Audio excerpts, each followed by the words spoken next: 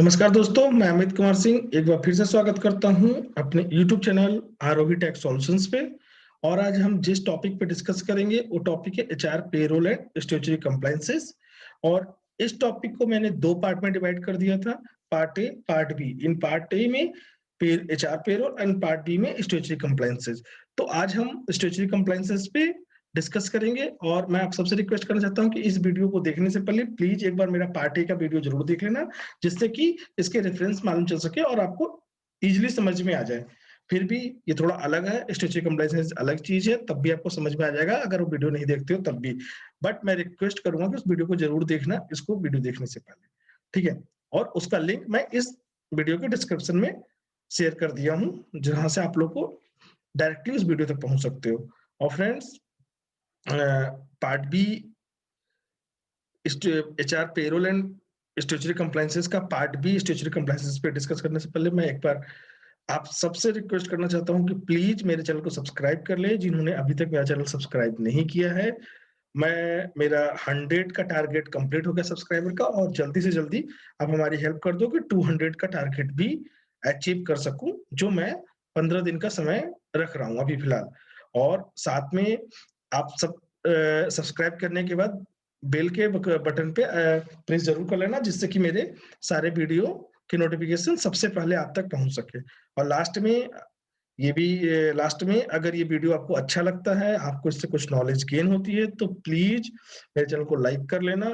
और अगर थोड़ा सा भी कहीं से भी कुछ नहीं होता है तो डिसलाइक करना, और मेरी शॉर्ट कमेंट को जरूर कमेंट में लिखना। और साथ में कुछ भी अगर मुझसे पूछना हो तो आप कमेंट्स में टाइप कर सकते हो, definitely I will reply on that. तो मैं इस वीडियो को शुरू कर रहा हूं, part B statutory compliances, HR payroll and statutory compliances, part A part B.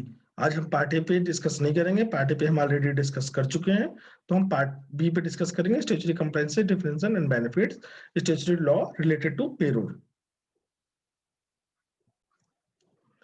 तो friends, in part B strategies, compliances, differential and benefit, statutory law related to payroll.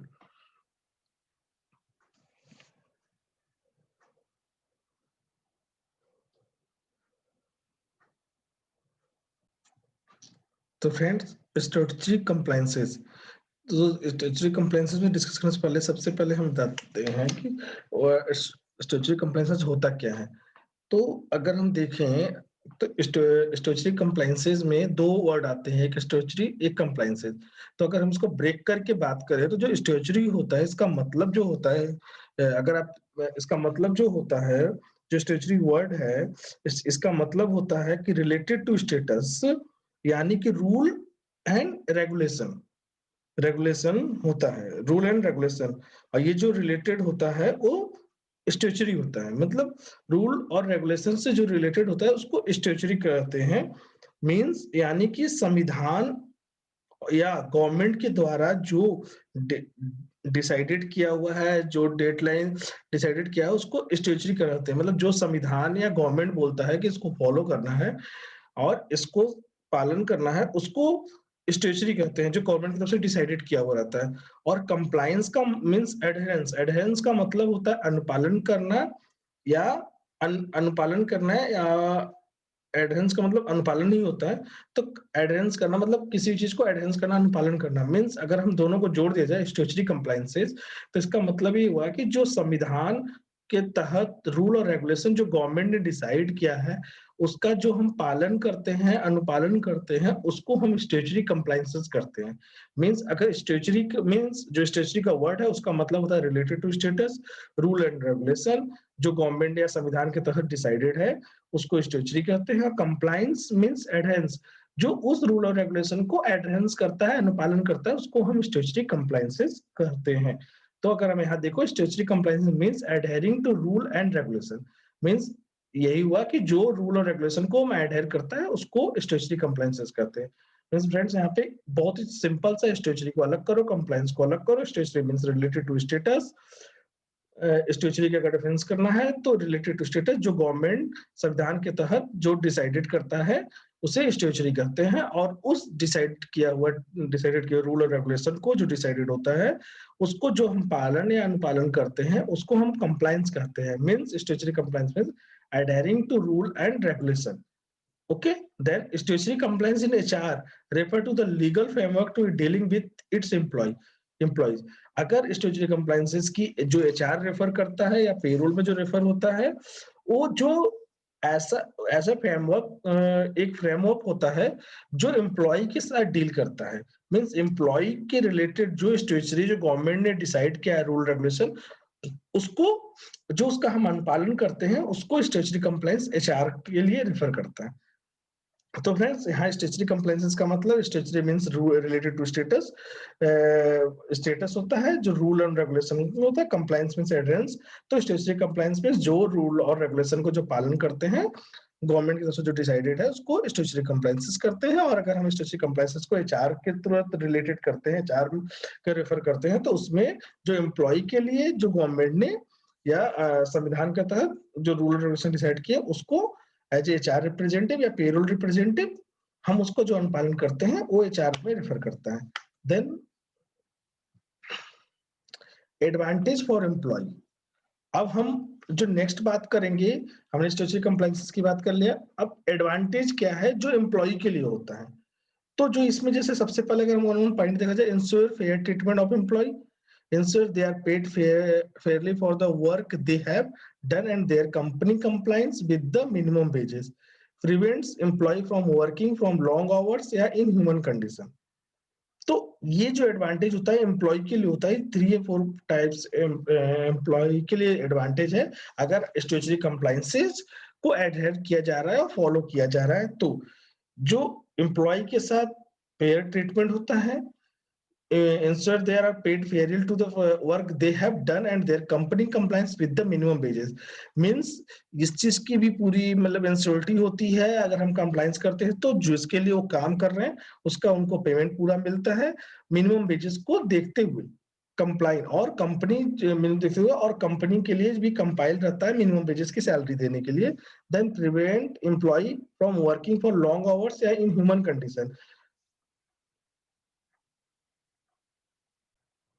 और स्टैट्यूटरी कंप्लायंसेस को फॉलो करने से एडहेरेंस होने से ये भी होता है, लेबर लॉ ध्यान रखता है कि किसी भी एम्प्लॉय को प्रिवेंट्स एम्प्लॉय के प्रति वर्किंग का जो भी डिसाइडेड जो काम है लॉन्ग आवर्स के लिए काम ना करे इन ह्यूमन कंडीशन, और एक अच्छी कंडीशन में वो काम कर रहा हो, तो इसका भी लेबर लॉ के तहत ध्यान दिया जाता है स्टैट्यूटरी कंप्लायंसेस होने पे। ये एडवांटेज है एम्प्लॉय का।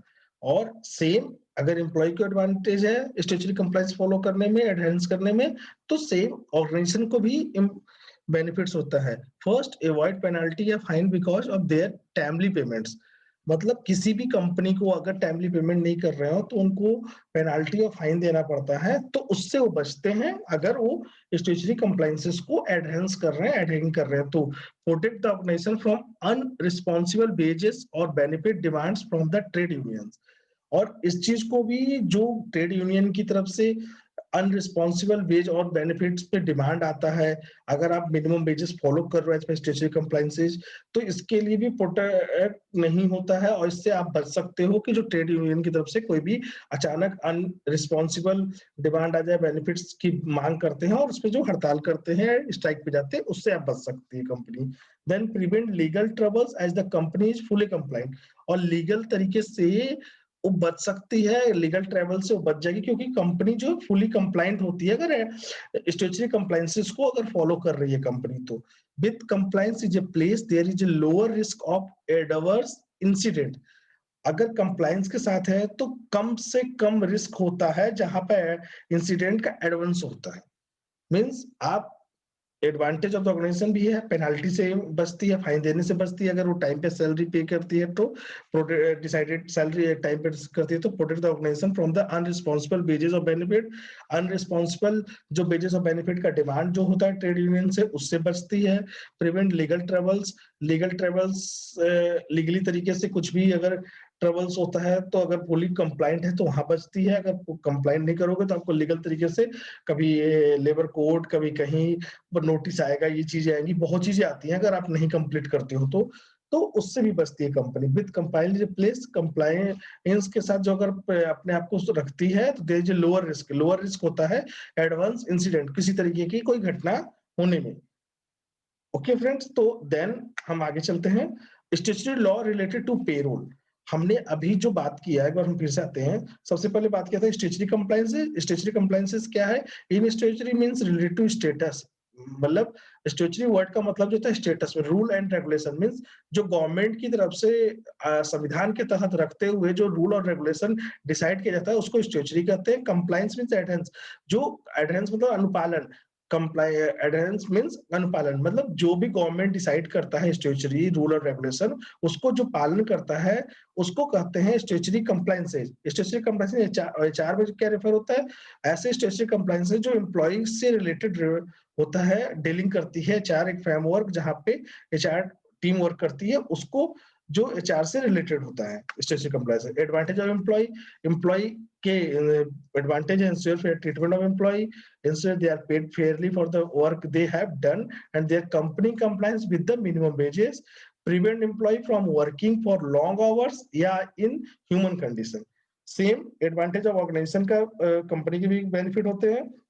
avoid penalty or fines because of their timely payments, protect the organization from the unresponsible wages or benefits demand from trade unions, prevents legal troubles as the company is fully compliant. Last, with compliance is placed, there is lower risk of adverse incident। Then उसके बाद हम आते हैं next जो है statutory law related to payroll. इसको अगर हम जो पेरोल रिलेटेड जो स्टैट्यूटरी लॉ है, इसको मैंने मतलब 4 पार्ट में डिवाइड कर दिया है। First wages, second social security, third benefits for human और फोर्थ इंडस्ट्रियल रिलेशन। तो लेबर लॉ इन इंडिया, एक इंडिया में जो पेरोल रिलेटेड जो लेबर लॉ है ना, इन 4 चीजों में ही डिवाइड मैक्सिमम रहते हैं जो मैंने किया है। तो अगर वेजेस की बात की जाए तो इन वेजेस हमारे पेमेंट ऑफ वेजेस एक्ट आता है, जिसमें वेजेस की बात करता है। मिनिमम वेजेस एक्ट, जहां पे ये बात होता है कि मिनिमम सैलरी डिसाइडेड होती है, उसकी बात करता है। Then payment of bonus act, जहां पे कंपनी अपने जो प्रॉफिट होता है उसका कुछ पार्ट पेमेंट करती है एज ए बोनस के रूप में, जो 8.33% से लेकर 20% के बीच में होता है। ठीक है। देन सोशल सिक्योरिटी में under social security ESI act 1948 को देखते हैं। ईएसआई एक्ट के तहत जो अभी फिलहाल 0.75% डिडक्शन और 3.25% जो हमारा एम्प्लॉयर पार्ट है। देन ईपीएफ एक्ट 1952 सभी को पता है कि सबका पीएफ कटता है, वो इस एक्ट के तहत। Then gratuity act 1978, gratuity act भी सबको पता है कि 5 साल कंपनी में काम करने के बाद आपको ग्रेजुएटी मिलती है, तो उसका जो डेफिनेशन है, जो रूल रेगुलेशन है, इस ग्रेजुएटी एक्ट 1972 के तहत है। Then labour welfare fund, labour welfare जहां पर लेबर के वेलफेयर फंड को ध्यान देते हैं, उसको 1965। देन वर्कमैन कॉम्पोजिशन एक्ट 1923, इसमें वर्कमैन कॉम्पोजिशन को ध्यान देते हुए इसके अंदर देखते हैं जो भी कॉम्पोजिशन मिलता है वर्कमैन का, उसको 1923 के तहत देखते हैं। Then benefits for the women, इन फॉर वुमेन के लिए जो बेनिफिट्स होते हैं, मैटरनिटी बेनिफिट एक्ट 1961 के तहत जो उनको बेनिफिट्स मिलता है, जो भी 6 मंथ का उनको पेड लीव मिलता है, उसके बाद और भी बहुत सारे बेनिफिट्स होते हैं जो मैटरनिटी बेनिफिट्स के तहत मिलता है। देन इक्वल रेम्युनरेशन एक्ट 1976, ये एक्ट लाया गया था कि पुरुषों और महिलाओं के बीच में समानता रहे और इसमें कोई भी सेम ग्रेड पे सेम उनको सैलरी मिले। ये ऐसा नहीं कि कोई महिला है या वुमेन है तो उनकी सैलरी कम होगी। तो इसको 1976 में इक्वल रेम्युनरेशन एक्ट लाया गया था, उसके तहत मैन और वुमेन की सैलरी इक्वल होनी चाहिए एज पर द ग्रेड।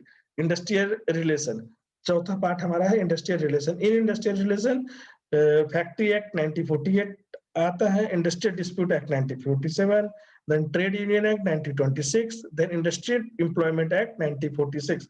तो ये जो हमारा था statutory law related to payroll. अगर रिलेटेड टू पेरोल किया जाए तो इसमें से मैक्सिमम वेजेस और सोशल सिक्योरिटी और बेनिफिट्स फॉर वुमेन, ये 3 चीजें जो है पेरोल के रिलेटेड पे ज्यादा काम आता है। और चौथा जो है इंडस्ट्रियल रिलेशन, ये मैक्सिमम फैक्ट्रीज में या जहां पर प्लांट होता है वहां पे इसके ज्यादा काम आते हैं, बट मैक्सिमम जो सिनेरियो होता है हमारा इन तीनों पे होता है। अगर आप पेरोल का काम कर रहे हो और पेरोल में रिलेटेड है तो वेजेस का social security benefits for women, wages का ध्यान देते हैं कि सैलरी कैसे होनी चाहिए, उनकी मिनिमम वेजेस क्या होनी चाहिए, पेमेंट ऑफ बोनस एक्ट क्या होनी चाहिए, और पेमेंट ऑफ वेजेस, वेजेस कैसे होगा सोशल सिक्योरिटी में, उनके मैक्सिमम जो डिडक्शन होते हैं, ईएसआई का, पीएफ का डिडक्शन, एलडब्ल्यूएफ का डिडक्शन, और जो भी वर्कमैन का कॉम्पेंसेशन हो के तहत उन्हें बेनिफिट मिलता है, ग्रेजुएटी एक्ट का जो उन्हें बेनिफिट मिलता है, ये सब सोशल सिक्योरिटी में आता है। Benefits for women, maternity benefit, equal remuneration act, ये वुमेन्स के बेनिफिट्स के एक्ट है। और अगर आप कोई भी पेड लीव पे कोई मैटरनिटी की केस में जब किसी कोई भी सॉरी कोई भी वुमेन जब एज ए वर्किंग के टाइम में अगर मैटरनिटी होता है तो उसको 6 मंथ की पेड लीव और प्लस उनको बेनिफिट्स के तहत एक्ट 1960 के तहत जो भी मिलता है वो उन्हें प्रोवाइड किया जाता है। देन इक्वल रेम्युनरेशन एक्ट ये कहता है कि महिलाओं और पुरुषों की समानता रहे। और देन इंडस्ट्रियल रिलेशन एक्ट में factory act, dispute act, trade union act, industrial employment act की बात करता है। तो फ्रेंड्स ये था statutory law related to payroll. अब इस पे हम एक छोटा सा मतलब ब्रीफ में नहीं क्योंकि बहुत बड़ा है तो धीरे धीरे के एक्ट पे हम बात करेंगे कि कैसे किसमें कौन कहाँ काम करता है और क्या रूल हो सकता है उसका हमारा पेरोल में। तो फ्रेंड हम अब बात करते हैं statutory compliances required for payroll system. Means जो भी पेरोल डिपार्टमेंट के लिए और पेरोल वर्क करने के लिए, पेरोल रन करने के लिए जो भी स्टैट्यूटरी कंप्लायंसेस की जरूरत पड़ती है वो सारे एक्ट यहाँ पे हैं जिनको हम अभी वन बाय वन डिस्कस करते हैं कि और क्या क्या मतलब छोटे में एक दो पॉइंट्स में हम बात करते हैं कि क्यों काम आते हैं और ये एक्ट क्यों बने। तो अगर हम सबसे पहले बात किया जाए payment of wages act 1936, royal commission on labour जिसको वाइटली कमीशन भी कहते हैं, उनके रिकमेंडेशन के बाद ही ये एक्ट लाया गया था। और इसका मेन जो उद्देश्य है वर्कमैन या लेबर्स को टाइमली और एक्यूरेट सैलरी पेमेंट हो सके सो दैट उनको किसी तरह की प्रॉब्लम ना हो। उनका आप कह सकते हो कि जो लेबर है तो उनके ऊपर कंपनीज के मालिक या कुछ भी मतलब कि नहीं ध्यान देते, तो जिससे कि इस एक्ट के तहत उनके वेलफेयर पे ध्यान देने के लिए पेमेंट ऑफ वेजेस एक्ट लाया गया जिसमें लेबर और वर्कर की सैलरी के ऊपर ध्यान देते जो एक्यूरेट सैलरी और टाइमली उनको मिल सके। देन हम बात करते हैं मिनिमम वेजेस एक्ट। देन दूसरा है मिनिमम वेजेस एक्ट 1948। इसमें मैं आपको ये बताना चाहता हूँ कि ये एक्ट इसलिए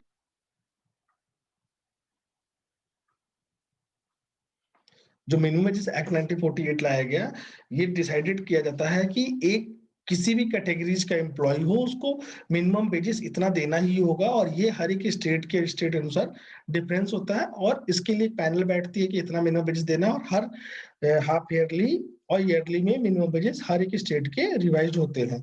then payment of bonus act 1965, ये पेमेंट ऑफ बोनस एक्ट में ये बोला गया है कि अब जब किसी कोई भी कंपनी अपने प्रॉफिट मार्जिन का एक कुछ पार्ट अपने एम्प्लॉइयों को भी शेयर करेगी मींस उसको बोनस के रूप में देगी। इट कैन बी 8.33% से लेकर 20% के बीच में होता है जिसकी भी सैलरी 21,000 से तक होगी उनको बोनस देना कंपलसरी है। ये बोनस एक्ट ये बोलता है। Then ESI act 1948, ESI act 1948 इसलिए लाया गया कि ये उन वर्कमैन और लेबर्स के लिए है जिनकी सैलरी 21,000 तक होती है। तो ईएसआई एक्ट के तहत उनको बेनिफिट्स मिलते हैं। इसमें बेनिफिट्स बहुत होते हैं, मेडिकल के बेनिफिट, हॉस्पिटलाइजेशन के बेनिफिट। बट इस चीज में आपकी सैलरी जो होनी चाहिए 21,000 तक ही होनी चाहिए। और अभी फिलहाल जो ईएसआई एक्ट में 0.75% का डिडक्शन होता है और साथ में कंपनी भी 3.25% का अपना बेनिफिट्स जमा करती है जो ईएसआई का प्रीमियम होता है। Then EPF account, EPF act 1952, इस ईपीएफ एक्ट में बीच बीच में अमेंडमेंट होते रहे हैं और 1952 ईपीएफ एक्ट 1952 में अमेंडमेंट हुए हैं और अभी लेटेस्ट जो अमेंडमेंट हुए हैं एससी रूलिंग के तहत तो मैं भी थोड़ा बताऊंगा उसमें। तो ईपीएफ एक्ट में क्या होता है कि आपको प्रोविडेंट फंड जो भविष्य निधि होती है वो डिडक्शन होता है जो 12% है और सेम एम्प्लॉयर भी देता है जिसमें 8.33% पेंशन में जाता है और 3.67% पीएफ में जाता है। और जो अभी एससी रूलिंग लाई गई है, गवर्नमेंट ने ये बोला कि आपको मिनिमम, अगर आपकी मूलधन जो बेसिक है अगर 15,000 से ज्यादा है तो आपको मिनिमम 1800 का पीएफ जमा ही करना होगा। तो उस केस में अदर अलाउंसेस को भी आपको उस पीएफ बेसिस में जोड़ने होंगे जिसपे पीएफ कटेगा। तो ये अमेंडमेंट था। Then payment of gratuity act 1972, इसमें क्या होता है कि जब भी कोई कंपनी के साथ लंबित समय तक काम करता है तो उसके तहत ये कंपनी उसको एक ग्रेजुएटी एक्ट के तहत उसे ग्रेजुएटी का अमाउंट देती है, और जो जिसके लिए गवर्नमेंट ने एक रूल डिसाइड किया हुआ है, जिसपे हम उसको जब हम सेपरेट वीडियो बनाएंगे ग्रेजुएटी एक्ट का तब आपको बता देंगे। और इसमें कम से कम 5 साल के लिए आपको काम करना होगा कंपनी के साथ, तब आपको ग्रेजुएटी एक्ट मिलेगा। कुछ अमेंडमेंट इसमें होने वाले हैं, जो अभी अमेंडमेंट होंगे मैं आपको उस पे अपडेट कर दूंगा। Then labour welfare fund act 1965, इसमें लेबर वेलफेयर फंड के तहत आपको एम्प्लॉय लेबर के वेलफेयर के ऊपर ध्यान दिया जाता है, और ये 1965 में जो एक्ट है इसके तहत लेबर वेलफेयर फंड पे ध्यान देते हैं। जो एम्प्लॉय नहीं, लेबर्स होते हैं, वर्कमैन होते हैं, उनके वेलफेयर के लिए एक्ट काम करता है। देन इनकम टैक्स लॉ, अगर पेरोल की बात किया जाए तो गवर्नमेंट की तरफ से एक डायरेक्ट टैक्स डिपार्टमेंट है, central board direct tax department है, जो पूरा एक इनकम टैक्स का रूल और रेगुलेशन डिसाइडेड किया हुआ है, जिसको कंप्लायंस करना होता है कंपनी के तहत। तो ये जो इनकम टैक्स रूल और रेगुलेशन के जो स्टैट्यूटरी कंप्लायंसेस है, इसका एक बहुत ही अलग ही सेपरेट वीडियो बनाऊंगा, बहुत ही मतलब 2-3 वीडियो बनेगा तब, जिससे कि आपको पूरा क्लियर होगा इनकम टैक्स कैसे करता है, एक स्लैब रेट डिसाइडेड है, उसके अनुसार डिडक्शन होता है। Then amendment to maternity benefit act 1961, फिर मैटरनिटी बेनिफिट एक्ट, अगर कोई भी वुमेन एम्प्लॉय, कोई भी वुमेन वर्कमैन और कोई भी महिला वर्कमैन या लेबर एम्प्लॉय अगर वर्किंग मतलब वो मैटरनिटी में आता है तो उसको बेनिफिट मिलता है, जिसमें मेजर बेनिफिट होता है 6 मंथ की पेड लीव उनको देना ही होता है, प्लस और भी बहुत सारे बेनिफिट जब हम इस एक्ट की बात करेंगे तो उसमें आपको बता देंगे, उसके तहत मिलता है। Than equal remuneration act 1976, equal remuneration act का ये कहता है कि ये महिला और पुरुष की समानता के लिए लाया गया था, जिसमें कि अगर एक ही पोस्ट पे पुरुष भी काम कर रहा हो, महिला भी काम कर रहा हो, तो दोनों की सेम सैलरी होनी चाहिए। तो ये नहीं कि अप डाउन होनी चाहिए। तो लेबर ये इक्वल रेमुनरेशन एक्ट लाया गया था।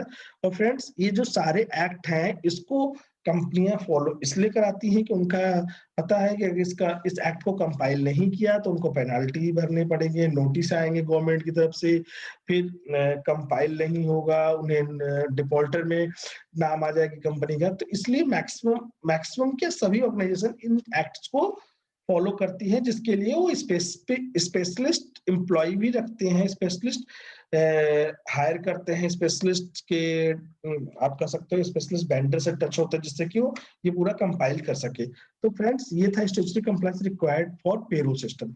तो आज के लिए बस इतना ही जिस पे अभी हम डिस्कस किए हैं।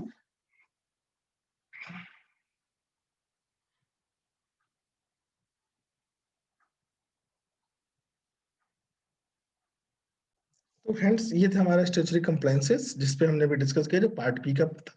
और मैं आशा करता हूँ कि आप लोगों को ये वीडियो अच्छा लगा होगा। तो ये आज के लिए बस इतना ही, और मैं इन सारे एक्ट्स पे वन बाय वन मैं अभी नेक्स्ट वीडियो बनाऊंगा, और जिनको मैं प्लेलिस्ट में ऐड कर दूंगा, जिससे कि आप सारे वीडियोज आप मेरे चैनल में जाके प्लेलिस्ट से देख सकते हो।